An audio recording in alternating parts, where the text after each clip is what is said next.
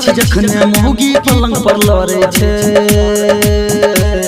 ताबीज बना दी मुल्ला जी हमर मौगी रात के डरे छे। हाँ पकड़ धकड़ के रह जाय छी फुफे में बिया मारै छे। म्यूजिक बाय डीजे मिठू राजा परसोनी।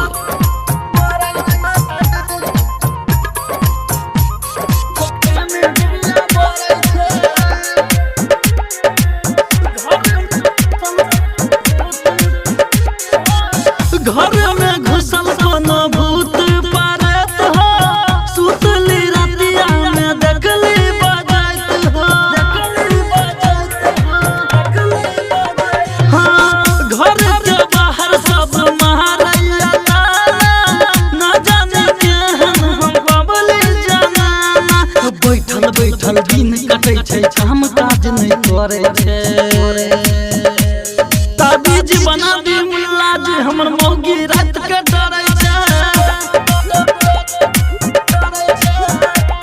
हाँ पकड़ धकड़ के रह जाय छी फुफे में बिया मारै छे।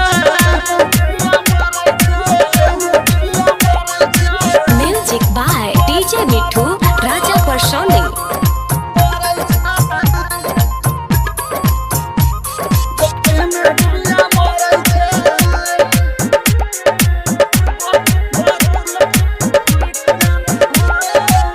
बोतल भरल पानी फूक देना हो।